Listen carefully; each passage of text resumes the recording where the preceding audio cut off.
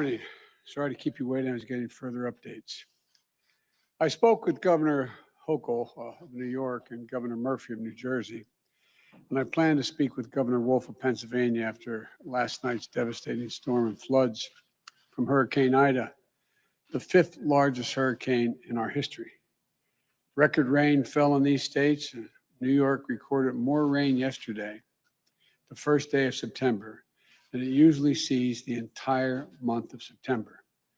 We saw more than 3 inches of rain per hour fall in Central Park. The United States National Weather Service issued a flood emergency in Manhattan, Brooklyn, Queens, the Bronx, Staten Island, and parts of Long Island last night. This is the first time that such a warning has ever been issued for the city. People were trapped in the subways, but the heroic men and women of the New York Fire Department rescued all of them. They were trapped. We're seeing the same story of devastation and heroism across New Jersey and Pennsylvania as well.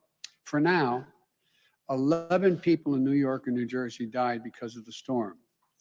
And I want to express my heartfelt thanks to all the first responders and everyone who's been working through the night and well into the morning to save lives and get power back. There's a lot of damage. And I made clear to the governors that my team at the Federal Emergency Management Agency, FEMA, is on the ground and ready to provide all the assistance that's needed. In fact, our FEMA Director Administrator, Deanna Griswold, was the Chief Federal Response Officer after Superstorm Sandy in 2012. She knows what to do. And last night, at the request of California Governor Newsom, I approved an emergency declaration for California for the Calder fire, which is burning aggressively toward Lake Tahoe Basin and into Nevada.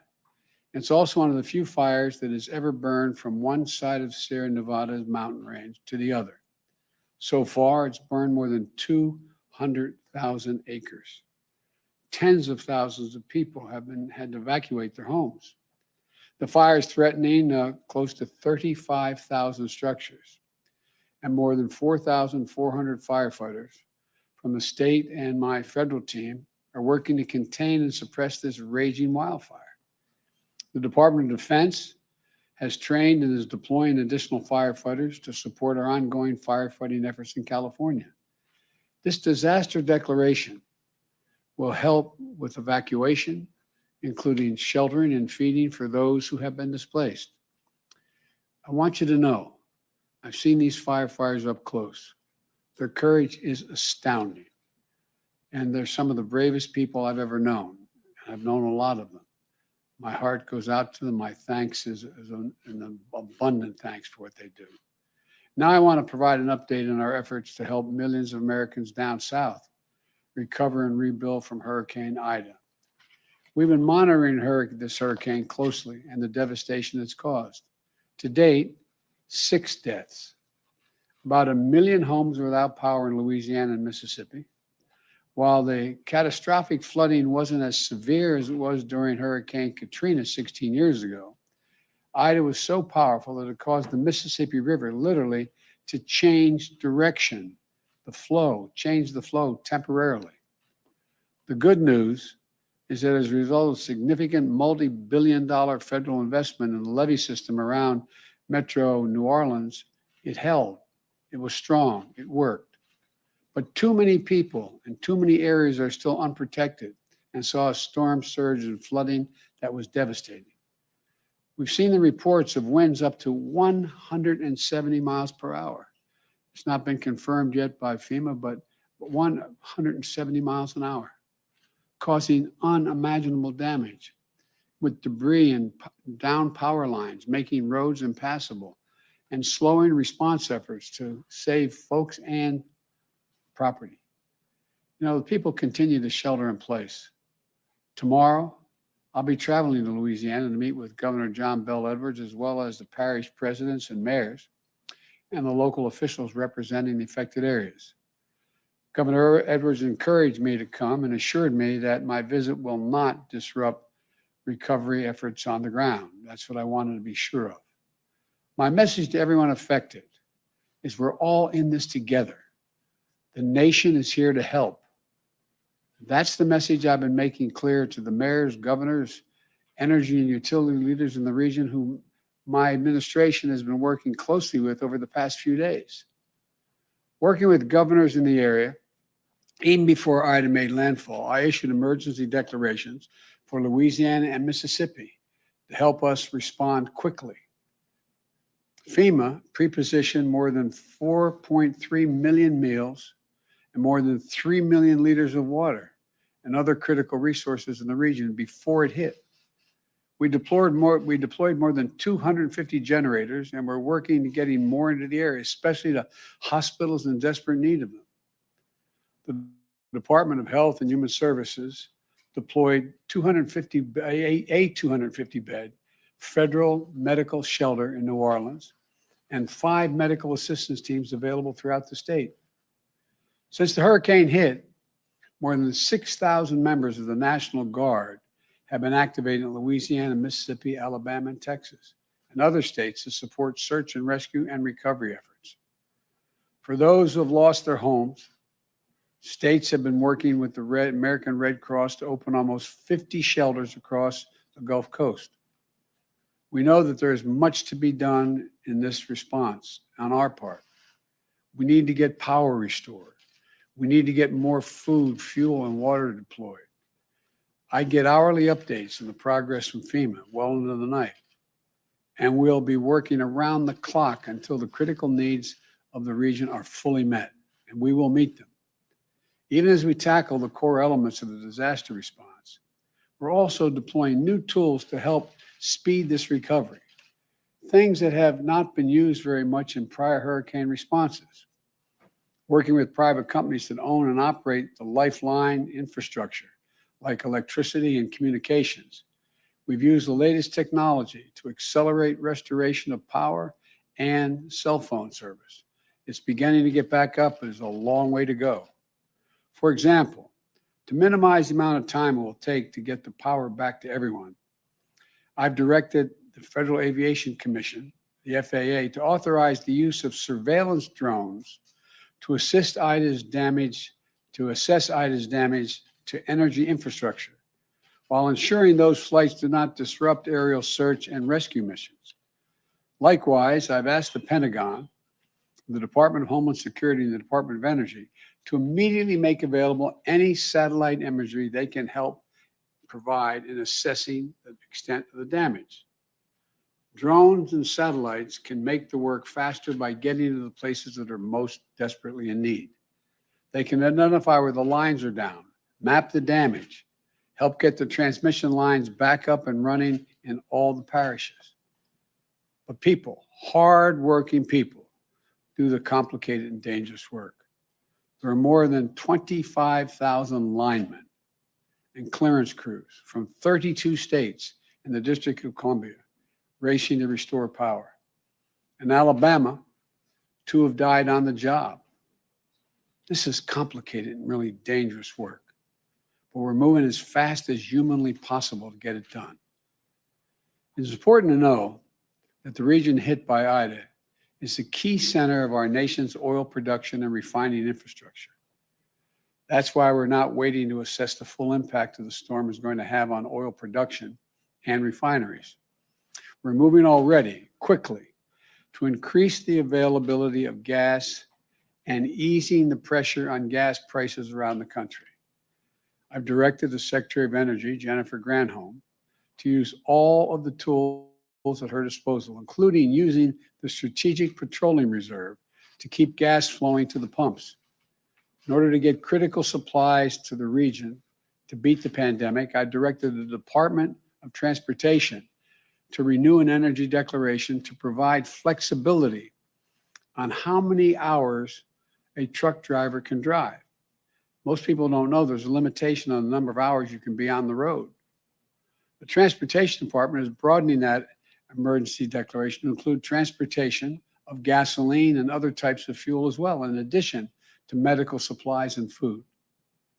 In addition, the Environmental Protection Agency has approved emergency waivers for Louisiana and Mississippi that will expand the supply of gasoline that can be sold in those states and increase availability at such a critical time. These actions should help reduce the risk of gas shortages and price increases as a result of the hurricane. We also know a lot of people lost cell phone service because their particular carrier's tower went down or got damaged. A few days ago, I asked the Federal Communications Commission, the FCC, and my White House team to work with the cell phone companies to allow customers to use roaming services. So that means that folks in the area should be able to get a signal no matter what carrier they're with. If their one carrier's down, they can roam and use another carrier they're not part of, they're not signed up with. Just think of the sons and the daughters and the moms and dads, the loved ones trying to reach each other and the feeling of fear, maybe something happened. And it's just because they can't, the cell phone's not working. Think of the millions of people reaching out for help. This is important and it's critical. Now, a lot of private companies and public entities are doing their part.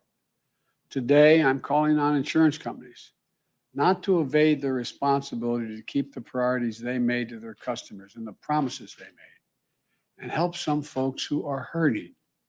Here's the deal. FEMA is providing critical need assistance, for example, to help with a hotel bill you're racked up because you couldn't stay in your home during the hurricane. The Department of Housing and Urban Affairs, HUD, is also offering assistance to families in impacted areas. But right now, we're hearing reports that some insurance companies may deny coverage for additional living assistance expenses unless the homeowner was under a mandatory evacuation order. So people pay their insurance premiums. And they're supposed to get payments from their insurance companies for relocation costs.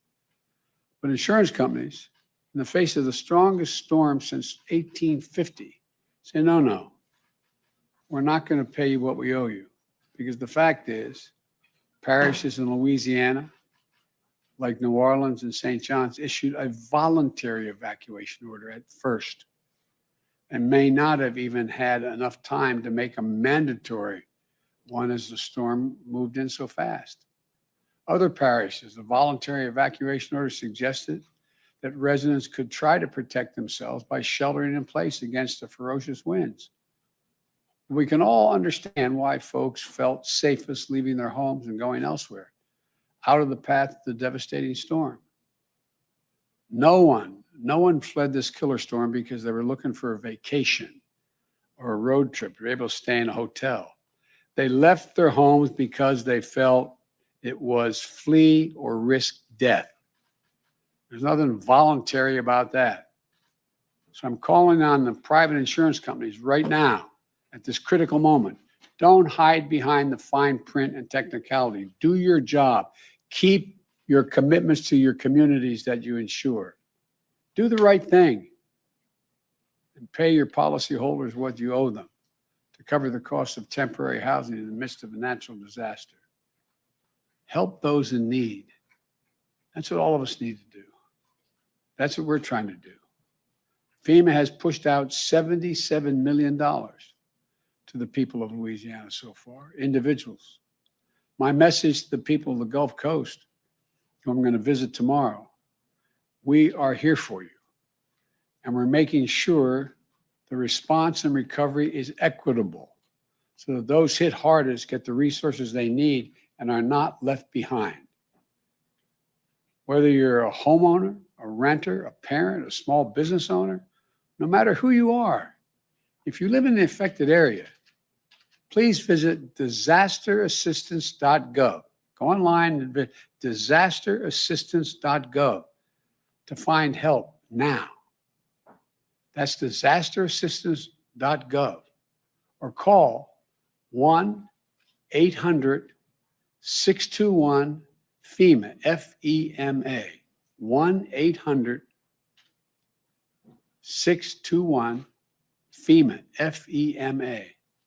That's 1-800-621-3362. There's help you can qualify for right away. I've tasked my senior advisor, Cedric Richmond, New Orleans neighbor and former congressman from Louisiana's 2nd District for 10 years, to lead this relief effort. He knows the area. He knows the people. He knows how to get things done. And he knows they get things done when local, state, and federal level are all working together alongside the private sector. The people of Louisiana and Mississippi are resilient and resourceful. We're going to stand with you for as long as it takes to recover and allow you to rebuild. And to the country, the past few days of Hurricane Ida and the wildfires in the West and the unprecedented flash floods in New York and New Jersey is yet another reminder that these extreme storms and the climate crisis are here. We need to be much better prepared. We need to act. When Congress returns this month, I'm going to press for their action on my Build Back Better plan. That's going to make historic investments in electrical infrastructure, modernizing our roads, bridges, our water systems, sewer and drainage systems, electric grids and transmission lines, and make them more resilient to these superstorms and wildfires and floods that are going to happen with increasing frequency and ferocity. We're reminded that this isn't about politics. Hurricane Ida didn't care if you were a Democrat or a Republican, rural or urban. This destruction is everywhere. And it's a matter of life and death, and we're all in this together. This is one of the great challenges of our time, but I'm confident we'll meet it. We're the United States of America, and there's simply nothing, you've heard me say it before, nothing beyond our capacity when we work together. So for all those who are still in harm's way, or all those struggling to deal with the aftermath of these storms and fires, say, God bless you. Keep the faith. Everyone working day and night to look out for their fellow Americans is what this is about. And we're going to get this done. Thank you.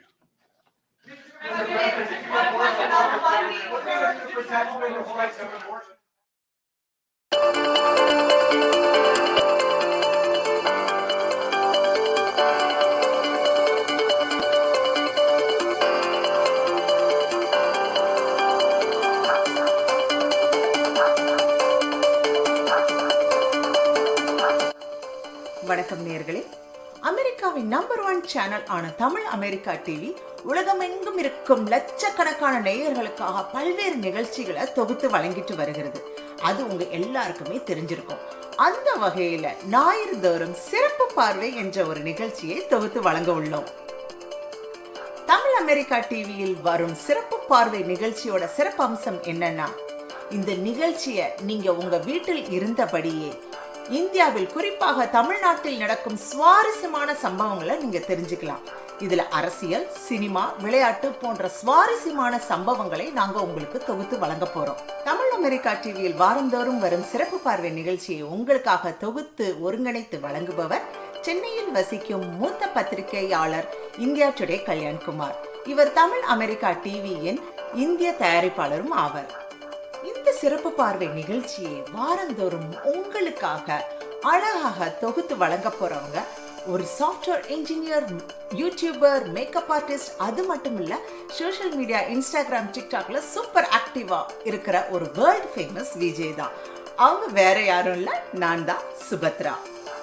மறந்துடாதீங்க, அமெரிக்க நேரப்படி ஞாயிறுதோறும் காலை 11 மணிக்கு eastern time, கிழக்கு நேரப்படி சிறப்பு பார்வை Tamil America டிவியில் ஒளிபரப்பாகும். மறக்காம சிறப்பு பார்வை நிகழ்ச்சியை பாருங்க. உலகமெங்கும் இருக்கும் தமிழர்களை இணைக்கும் தமிழ் அமெரிக்கா டிவியை தொடர்ந்து ஆதரிங்கள், சப்ஸ்கிரைப் செய்யுங்கள். நன்றி.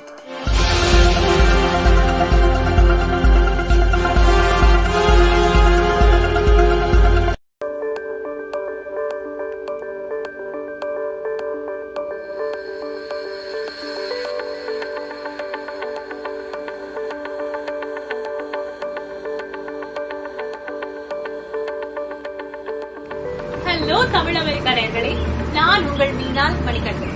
தமிழ் அமெரிக்கா தொலைக்காட்சி, அமெரிக்காவின் நம்பர் 1 தமிழ் தொலைக்காட்சியில் உங்களை ஒரு புதிய நிகழ்ச்சியுடன் சந்திக்க வந்திருக்கேன். ஆமாங்க, coffee with MM. Coffee with MM என்னன்னு யோசிக்கிறீங்களா? Coffee with MM coffee with Meenal Manikandan. ஆமாங்க, மீனால் மணிகண்டன் வேற யாருமே இல்ல, நானே தான். இந்த நிகழ்ச்சியில நம்ம பல்வேறு துறைகளில் இருந்து பல ஆளுமைகளை நேர்காணல் செய்ய இருக்கிறோம். அவர்களுடன் கலந்துரையாட இருக்கிறோம். அவர்களின் மறுபக்கத்தை பற்றி தெரிஞ்சுக்க இருக்கிறோம். அதனால் நான் வாரந்தோறும் வழங்க இருக்கும் இந்த காஃபி வித் MM என்ற நிகழ்ச்சியை தவறாமல் பாருங்கள். எனக்கு ஆதரவு கொடுங்கள். தமிழ் அமெரிக்க தொலைக்காட்சி, அமெரிக்காவின் நம்பர் 1 தமிழ் தொலைக்காட்சியை சப்ஸ்கிரைப் செய்யுங்கள், ஆதரியுங்கள். உங்கள் நண்பர்களிடமும் குடும்பத்தினரிடமும் பகிர்ந்து கொள்ளுங்கள். Stay tuned, stay safe.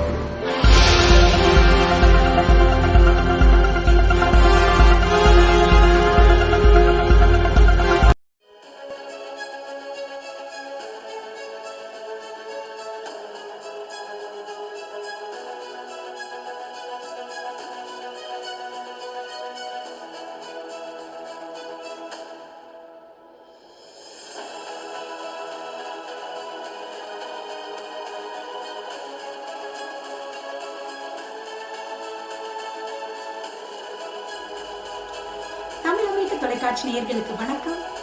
நான் உங்கள் நிகழ்ச்சி தயாரிப்பாளர் ஷர்மிளா.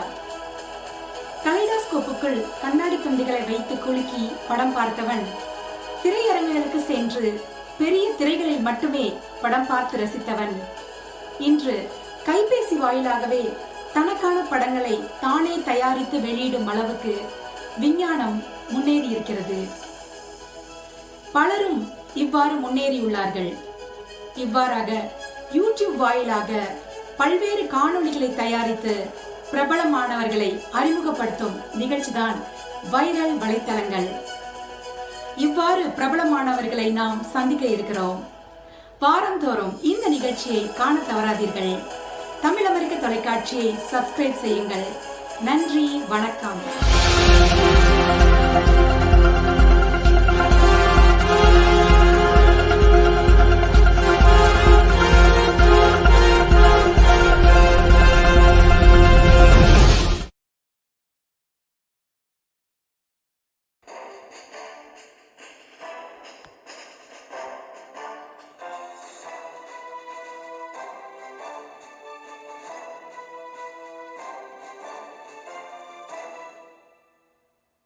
தமிழ் அமெரிக்க தொலைக்காட்சி நேயர்களுக்கு வணக்கம்.